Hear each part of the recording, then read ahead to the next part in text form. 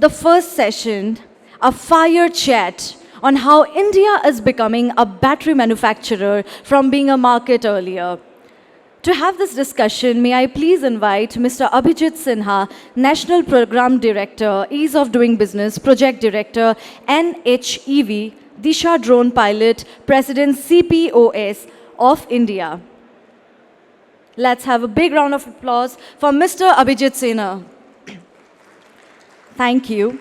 To oppose the discussion, may I please welcome Mr. Vikram Handa, MD, Epsilon Advanced Materials, to please come upon the dais. Over to you, Mr. Sinha and Mr. Handa.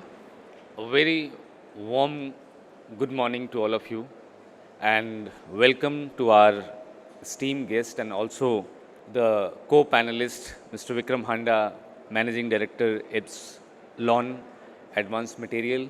I, being National Program Director for Ease of Doing Business, been involved into the development of battery-related policies in India for a long time, and to an extent we managed to bring a couple of initial discussions which has now reached to a place where we would be able to share a couple of them today. So how are we going to run this session? Being moderator, I'm just going to give you a brief look. We are going to have an interactive session with Mr. Handa to understand what is going to come up in next future, in next some time. And then we are going to have a recommendation run through of around 12 different recommendations which we made before Niti Aayog and Government of India to be included in as a technology, as a regulatory recommendation and as an administrative recommendation to make battery safety. So that's what you can see on the screen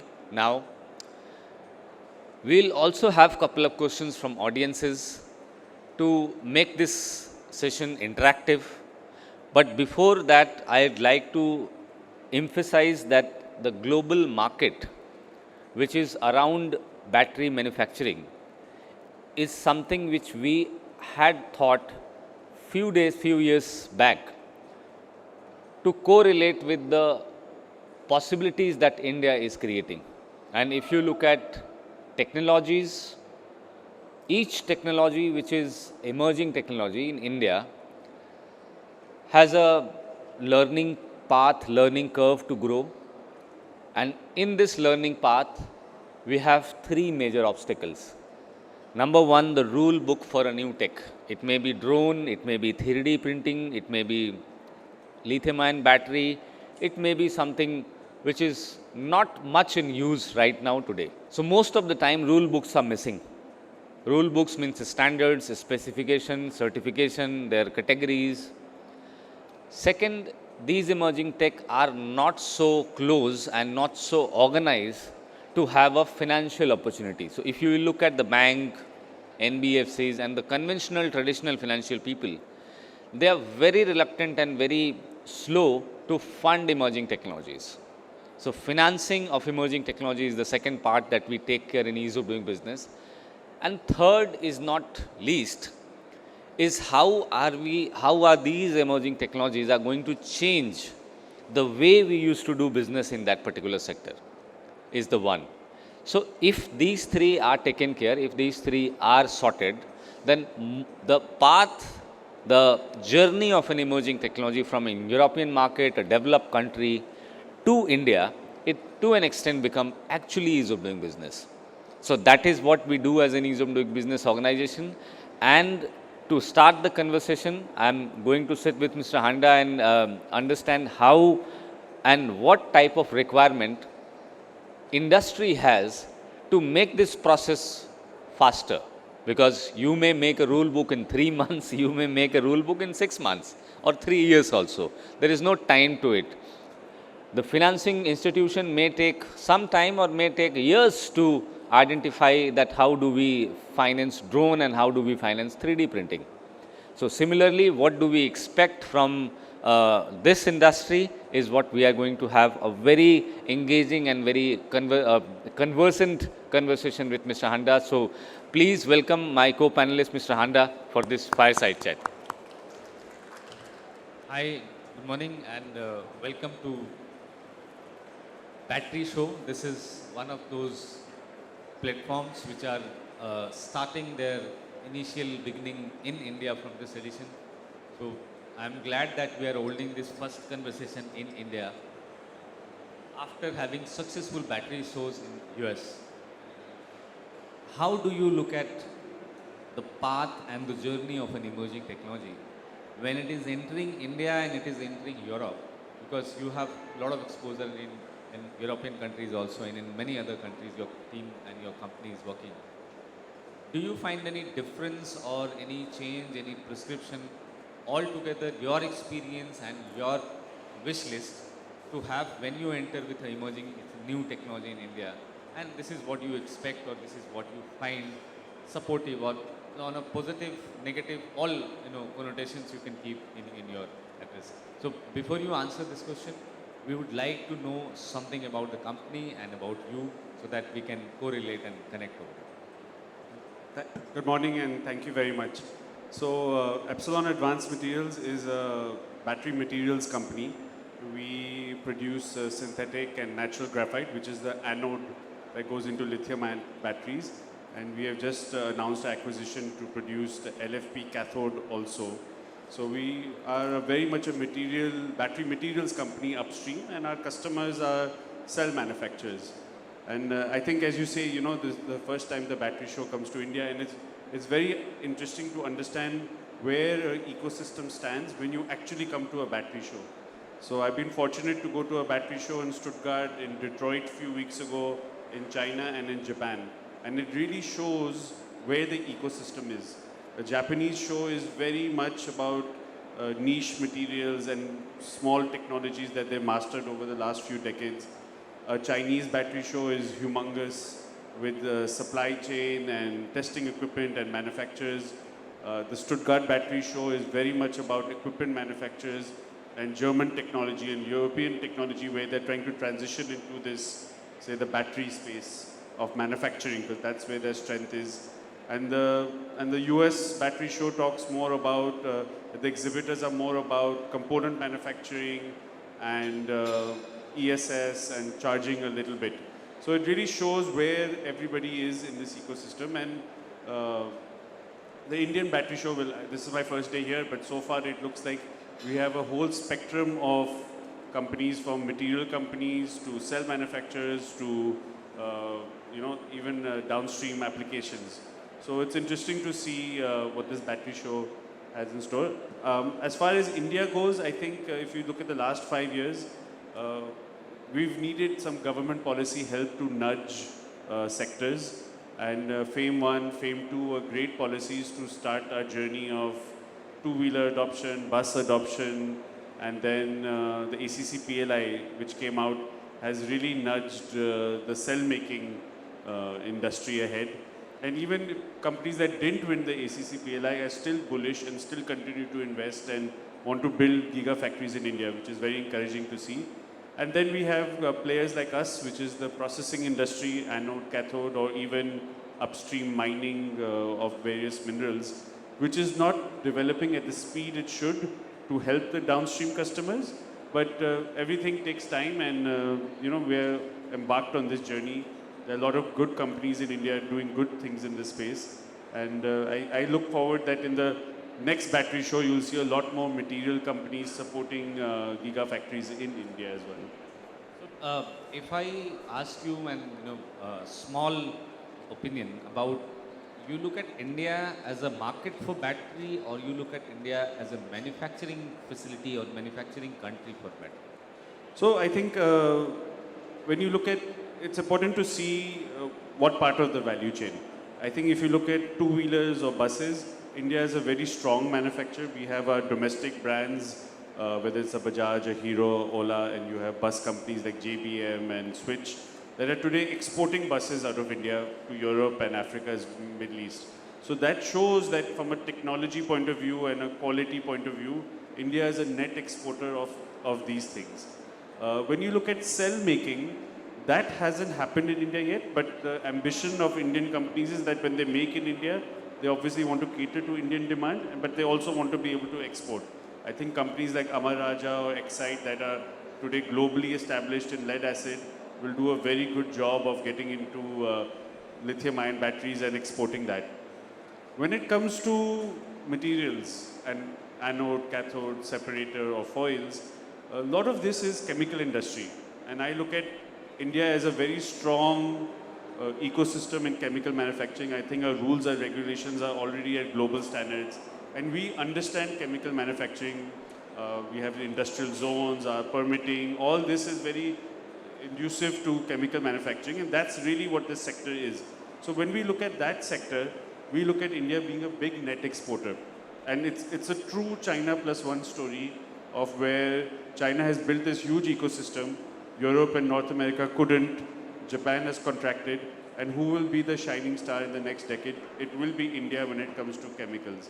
And this is what this industry really is. And when it comes to comparing the facilities and manufacturing capabilities developed in China and in comparison to India, what are 3-4 basic prescriptions you want to add on to it so that our speed and our pace to compete with as a a lot of countries who are not into Asian continent, they look at India differently, they look at China differently.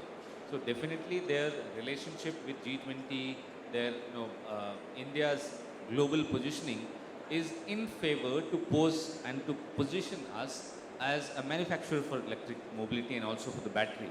But what are 3-4 things which you want India to do now to create and increase this space, because the gap is very high between India and China.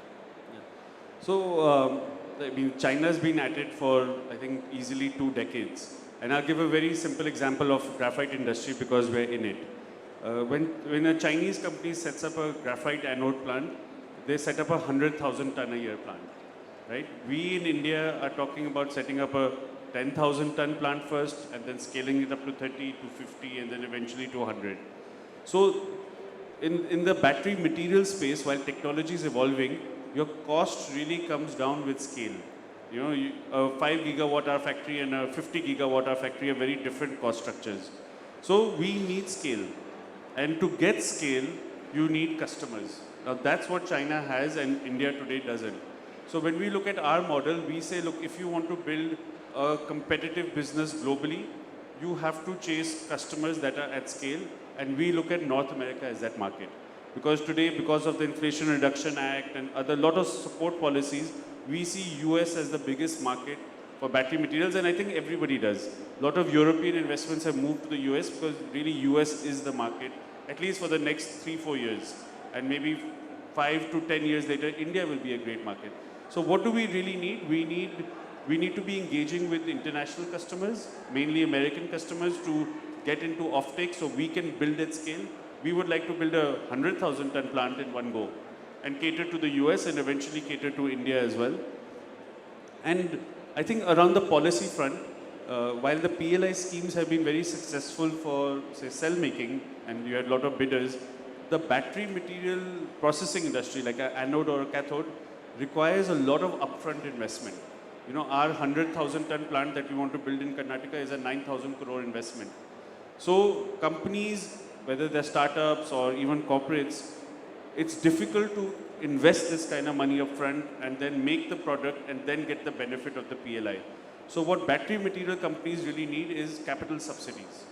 And I think a policy around that, it's not easy, a central policy around that to support battery materials company with upfront capex or some backing of loans from banks are needed to really boost this industry. Two things what came from your prescription is, one, we need to have our international engagement to create a market for battery, and second is how do we create and empower capacity building of our internal domestic manufacturers. So this brings me to the next question, is the supply chain of materials which are required for battery development or battery manufacturing, maybe cell manufacturing also in India. It has certain type of challenges in India. One, I want you to outline the challenges, and second, if you can give some solutions to how do we go for it, because buying lithium ion cells from outside India and manufacturing it here. Maybe there are number of more advanced cells has came, aluminum and other variants of those cells. So how do we go about it and the basic challenges which we are facing here in country? So I mentioned that as a battery material company, we need scale to be globally cost competitive.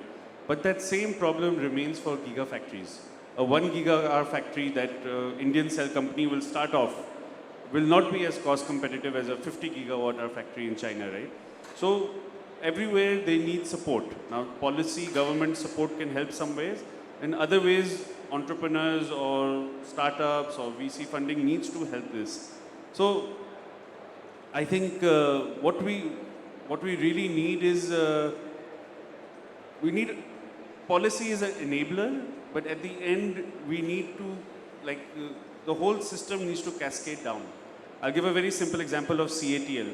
When CATL kind of grew in the last 5 years in China, they went out to 5 anode companies and said, look, we are going to go 5x, please start growing. They went to cathode companies, said, we're going to grow, start growing.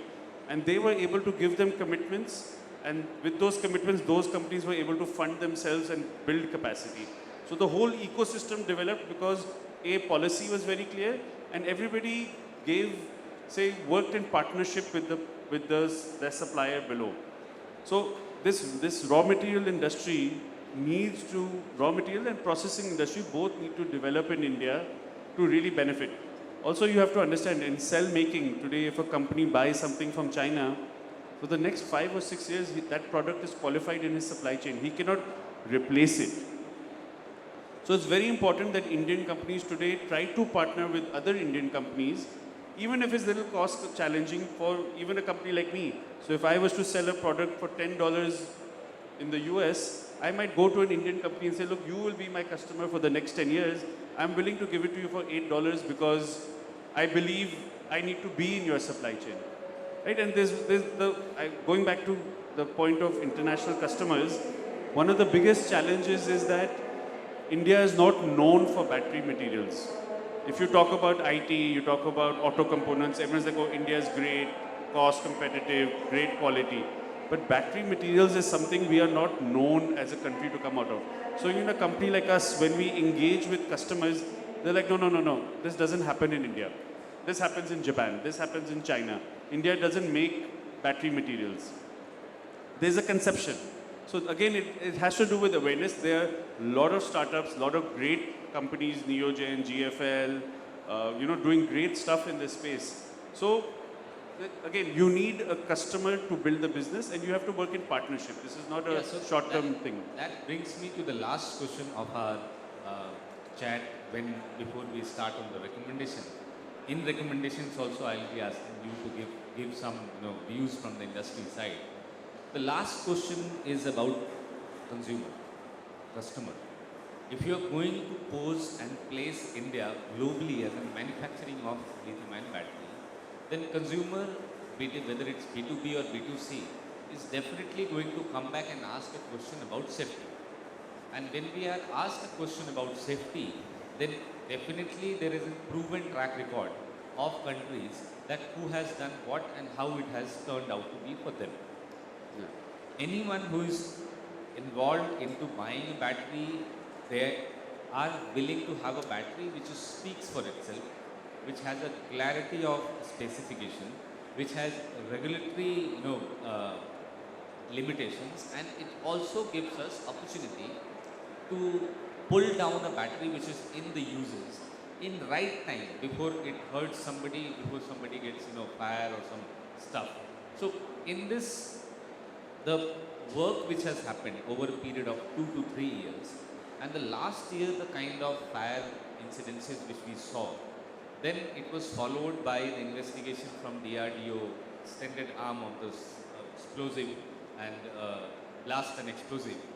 The report that came out and the kind of design faults, material faults or BMS faults that came up, in next coming years, as an industry, Indian players, Indian market, Indian regulatory bodies, administrative bodies are all, they have joined together that we are not willing and we are not allowing a substandard battery to come into use, and a monitoring system which will not be able to identify the volatile behavior of maybe one piece of a good batch in time and somebody gets hurt.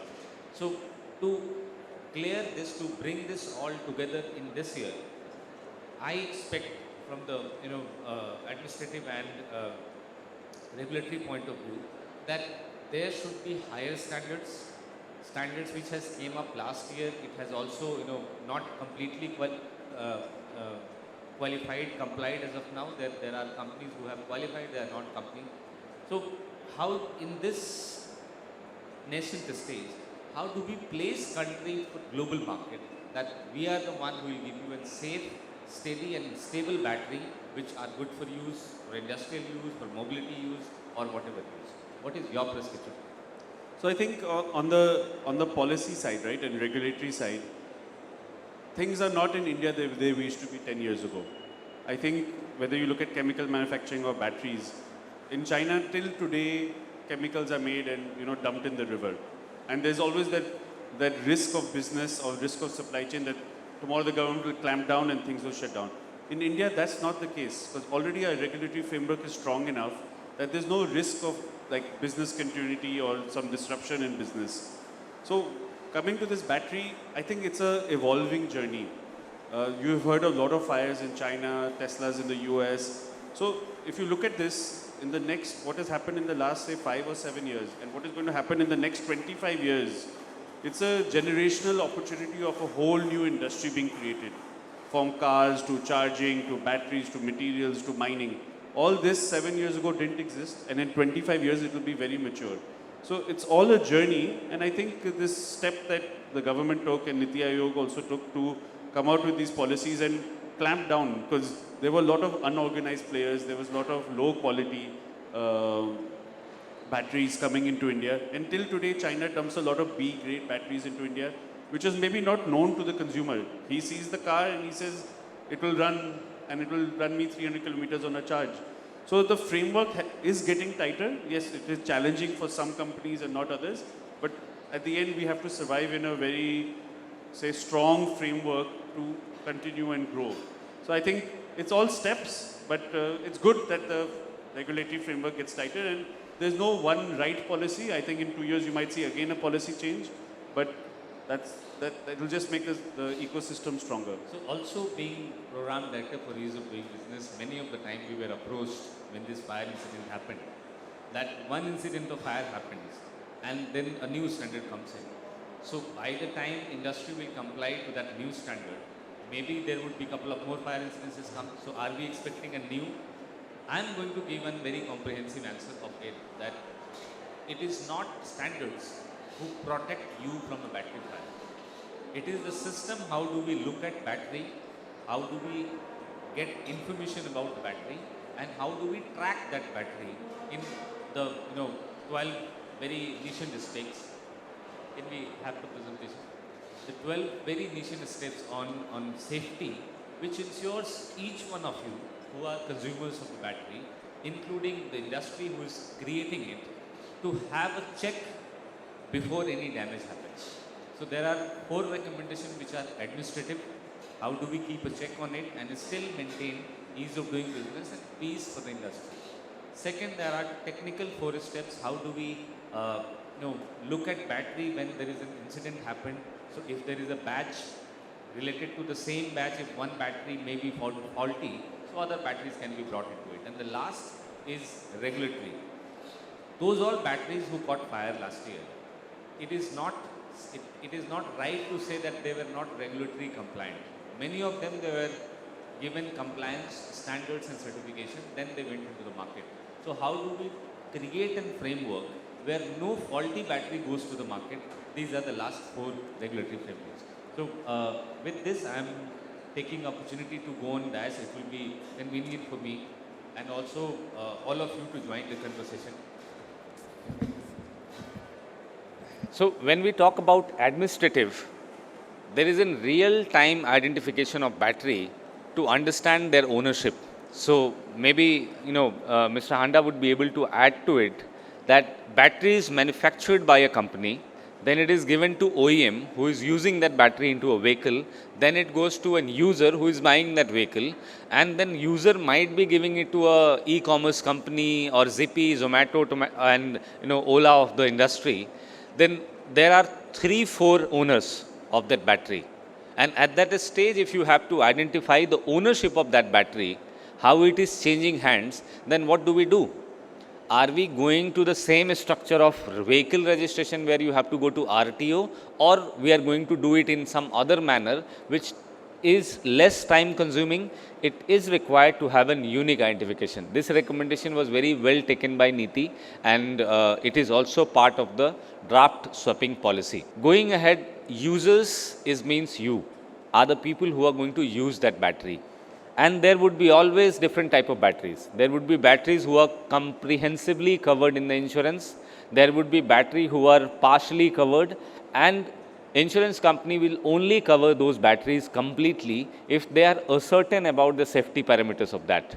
So as an user, we all should have right to know that if I am drinking a glass of water, this packaged drinking water is also having a specification that it is having calorie, it is having mineral. On the battery, this kind of labeling must happen, that whether this battery which I am buying for my scooter or three-wheeler or car, what kind of coverage this battery is going. It is a third-party insurance, it is only my insurance, it is if it is hurt, somebody else got hurt out of it. So that's the leveling part which comes under the administrative recommendation. Third is user discretion. Battery always, I think most of the time it comes with BMS and it comes with a tracker, and user has a discretion to be tracked or not to be tracked. That's important for us, for our privacy and also for our safety. So that is a place where our data protection bill also comes in, and it has an evolved our manufacturers to give an option to the user that whether they want to be tracked or they do not want to be tracked. Last of the recommendation from administrative point of view is ascertaining battery is on a assistance self-service, and it is providing a protect. So OEM who are coming in, their financial capability is very, very important. If a new company comes in, they create 4,000, 5,000 battery, they sold it in the market, and then the company wraps up its business. Who is the owner of that battery? Who is going to track? Who is going to service? These all battery need a regular, continued track and monitoring of that. So how do we go about it? That's the fourth recommendation we went about it. So before I enter into technical recommendation on it, so before I go into the technical, Mr. Handa, would you like to add something to these administrative ones? Yeah, so I think the policy framework, like I said, is evolving and only getting stronger and stronger. I think these are very important concerns from a consumer point of view because the industry is still nascent. A lot of, like say, EV adoption can really slow down if 2 years later people are buying cars and 2 years later their batteries are dying. That negativity will come into EV adoption. So I think a framework like this where either the OEM or the battery manufacturer is responsible for giving a high quality product to the customers is very important. And similar things happen in battery materials. It takes us 2 years to qualify with customers. So upstream, this kind of regulatory and strong framework exists. And I think more from the B2C, India needs to make its framework. A lot of these things exist in lead acid, I believe. I'm not too sure of lead acid thing, but I've read that there's a very strong framework of responsibility, recyclability, who has to do EPR. So, there are a lot of learnings to come into this industry as well. With this, we enter into the technical recommendation. This is one of the most important part which is related to people's safety. If a battery is going to have a volatile behavior, how our standards and the certification of a sample is going to handle a battery which is inside your car or inside your vehicle. Definitely a remote location monitoring of the data which battery is creating every day by charging and discharging is possible. It can be used also, AI and ML can also be used for identifying a battery whose behavior has changed over a period of last few days. The fire incident does not happen quickly. It has a pattern that maybe some of the soldering or welding has broken, battery is behaving abnormally. This can be caught in the beginning when the behavior of timing of the upgrade and then the discharge is going down.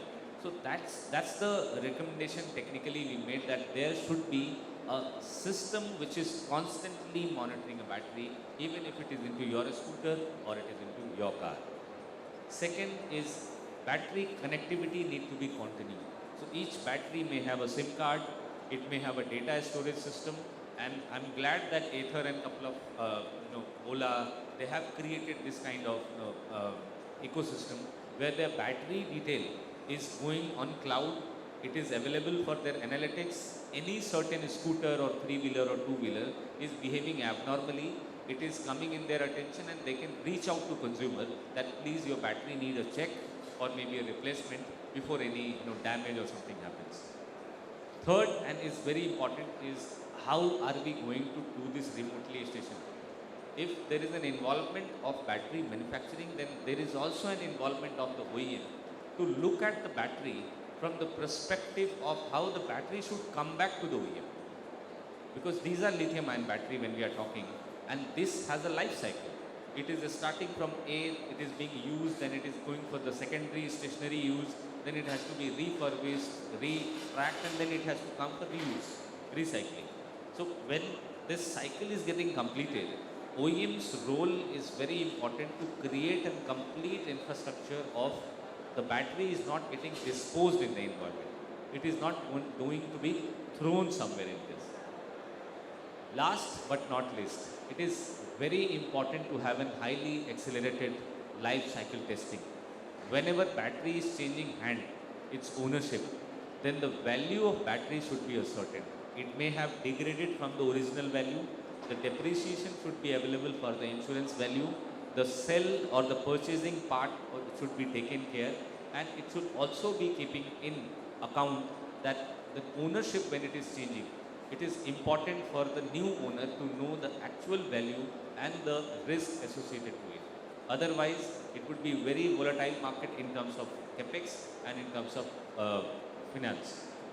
I wish to go back to one of the technical recommendation where we have asked for, yes, this is the one. All of you must have heard and gone through about the investigation which the government did last year. It took 6 months to reach out to the result of why these fires happened. 7 or 8 incidents of fire happened. This could have been very well and very organized manner concluded within few hours if we had a black box inside the battery. Black box is usually used into the aviation for flights to record their data before they crash. But in battery, if you have a black box, it is very viable to have that data inside the battery and saved, so that you can find out whose mistake was this. It can be a design mistake. It may not be a battery mistake at all, can be some external impact on it, some behavioral use or exploitation. It can also be a connective. It can be a wire. It can be a fuse who has caused this fire. So we would not be required to wait for 6 months, industry to go haywire, connecting and blaming each other that my battery was correct, your wire was faulty, somebody's connector, somebody's fuse, maybe the user was on the fault side that he kept the vehicle in the hard sunlight. All this speculation is not good for business, is not good for technology. So better to have a recommendation, better to have a black box inside the battery who immediately gives you the information that how the thermal runaway started and where it reached to the fire. Last part of the presentation, which is regulatory. When we talk about regulatory, it is very important for us to have a battery monitoring system, which is not only a black box but also a continuous depository of data, which is being created by the battery every day. Every time when we charge this and every time when we get discharged, it is creating a data, and it is very important for OEM. So this is something where I want you to step in. if this data is reaching back to OEM, who has created, who has manufactured the battery, how important it is to look at the battery health and their cycle?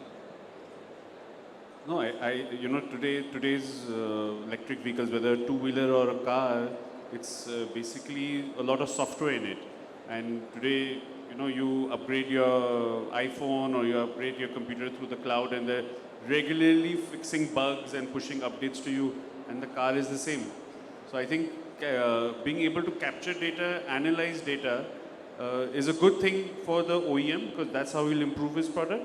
But also that's a very good regulatory thing, because that will bring discipline. And tomorrow, as you said, if some incidents happen, then there is very good traceability of why that happened. Was the design at fault, or did something else happen? So I think as a regulatory thing, there should be that data should be captured and kept locally within India as well. And the kind of registration system we have in India, it comes usually into regulatory and administrative framework. If we sell a vehicle from my hand to your hand, it takes a lot of time to transfer officially the vehicle in the ownership and in the RTO. The battery is changing hands very fast. So one of the regulatory framework which is very important is I should not be going to a government office to know the ownership of my mobile phone battery or my vehicle's battery. It should be on web with an identification number available, that if this is the UID of battery, then I can look at the ownership. If it is into my ownership, it will reflect my name or some identifiable detail. If it has changed to Brajesh's name, then Brajesh would have its own. So that's one of the regulatory framework which is very, very important for us to know and ascertain that whose ownership on this battery, because battery is going to change a lot of ownership. This speaks mostly about the battery charging and security should be allowed to be metering from DISCOM. It bit futuristic, but consume and understand a situation where you have a car which is full battery charged and you are going out of the country for next 10 days. What do you do with that charge inside your vehicle? Definitely by the time you will come back, there would not be anything. Somehow it discharges. Can it be given to the DISCOM? Can it be given returned to the grid? So all of you must have heard about it, that it can be a net metering. Vehicle can be used for enlightening a house, for illumination inside a certain.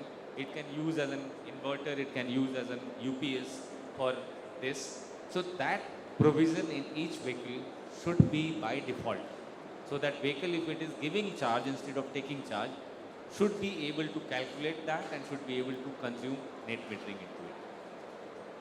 And now reaching to the last point of this is the financing of battery and the kind of battery quality and the kind of recommendation it is bringing from a standpoint of its complete technical performance as on date is very important from the regulatory transfer pricing. If it is getting transferred and you don't know the value of the battery, then you are going to be billed on the new battery value. When manufacturer created, they did the manufacturing, given it to the first party, definitely it has some documentation of the pricing. But it has degraded over a period of time. What is today's cost? It is very important for us to understand the value of zero debt for the insurance and also depreciation value that it has created over a period of time. So how do we look at the depreciation? This is something which is not much known to industry. I think Vikram will be able to give some insight about it. How does it depreciate when it is given and it is out from the factory? So all this is still evolving. It's not so simple to understand this. Today you have a lot of, say, Tata Nexions that are only driving 2 years and the battery charge is much lower. It doesn't give you 250 kilometers, it gives you 150. So how does a consumer come to know really what is the performance? And I think, again, regulatory can come in there to say, look, this is the cycle life of your battery. In Europe, some of the things that they've done is for helping funding especially, because this is a whole new ecosystem being developed, is that they look at what is the carbon footprint of your battery. Because there's also this opinion that look, EVs are good, but there's a huge carbon footprint when you make the EV and you do a lot of mining for the minerals, and then if the power is thermal that's going into chargers, so are you really helping the planet?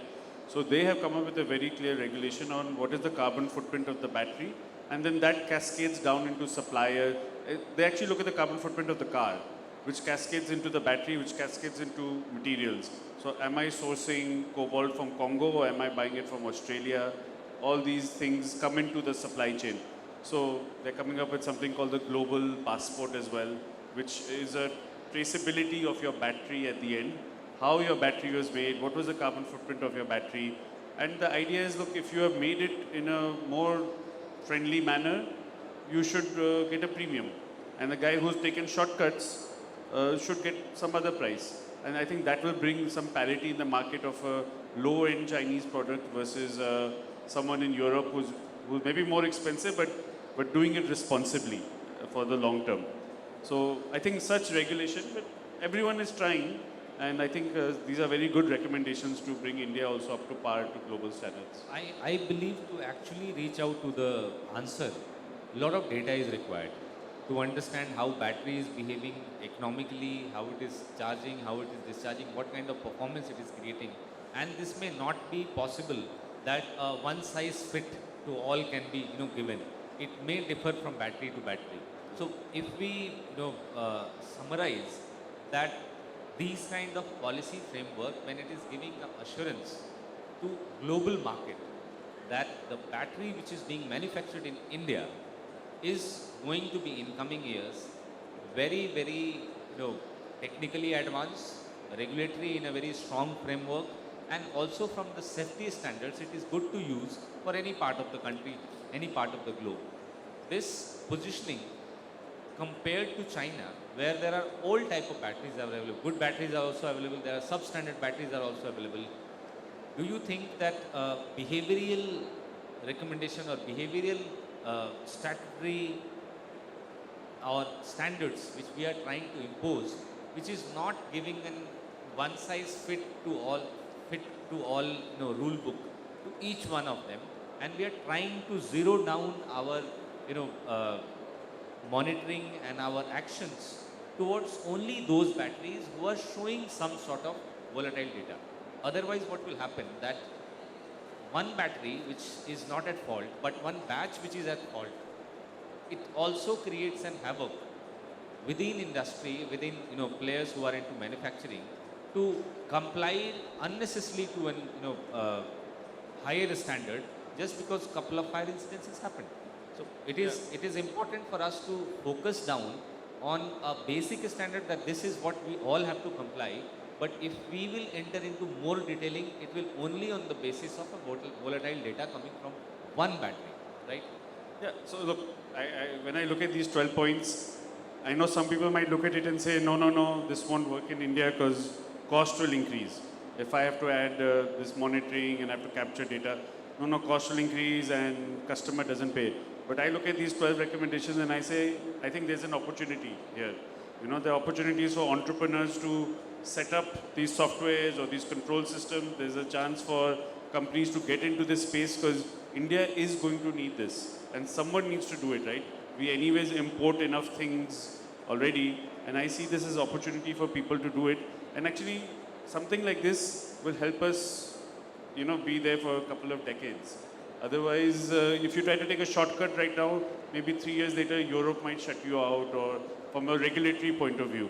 So a strong regulatory framework might have challenges in the short term, but in the long term, I think there are great opportunities. Very, very positive, and I'll say commendable response from one of our industry stalwart, that quality is the key, safety is the requirement, and if we are going to do an engagement with international market to place India as a safe place, a very technically defined place to manufacture battery and use or buy battery from India, we definitely going to be on the higher side of China. When it comes to cost, it is important to understand the risk associated to it. And all of you would agree to this point of mine is last year when a couple of these incidences happened, it created for a small time bound, the momento Indian industry in the battery manufacturing and electric mobility created, it creates unseen fear in the consumer. And it is not good. It was very well taken care, and I'm hopefully very, very certain that this year there would be less incidences. It's not only India who has fire incidences, many other companies have. And with a bright industry stalwarts and industry stakeholders, we will definitely be able to curb this down and find a midway to not increase our cost of the battery much, but also incorporate these recommendations in their manufacturing, in their administrative and in their use operations, to reach out to our consumers and give them a safe drive. And with this, I would like to thank all of you for being patient listeners, and of course our fireside chat panelist, Mr. Vikram Handa, for being so interactive, illustratively contributing to the conversation which we had, not only on the recommendation side, but also on the fireside side. It is a pleasure having all of you in the first session of Battery Show, and look forward to have a continued engaging relationship with all of you, industry and exhibitors in this house. Going forward, congratulations to be completing first edition of India Battery Show, and best wishes for upcoming editions of this. Thank you. Over to you. Thank you so much, Mr. Sinha and Mr. Handa, for sharing your valuable and detailed insights with us today. I'm sure the presentations and the conversation will drive the audience and us together towards the new perspectives on how India is becoming a battery manufacturer from being a marketplace. May I please take the honor to felicitate our respected dignitaries. May I please request Mr. John Lewinsky, VP and Group Portfolio Leader in Pharma Markets, to please come up on the dais and share a token of appreciation to Mr. Abhijeet Sinha, National Program Director, Ease of Doing Business Project Director, NHEV, DIISHA Drone Pilot, President, CPOs of India, on behalf of Informa Markets, India.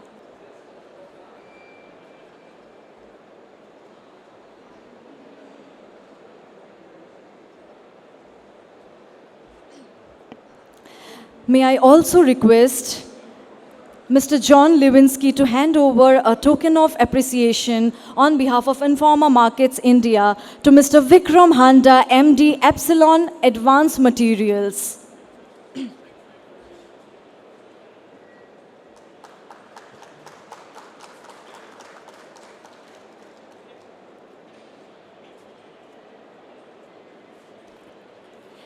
Thank you so much, Mr. Abhijeet Sinha and Mr. Vikram Handa, and our respected Mr. John Lewinsky, to be here in the dais and enlighten us with your presence. May I please have a photo opportunity with three of our dignitaries, please.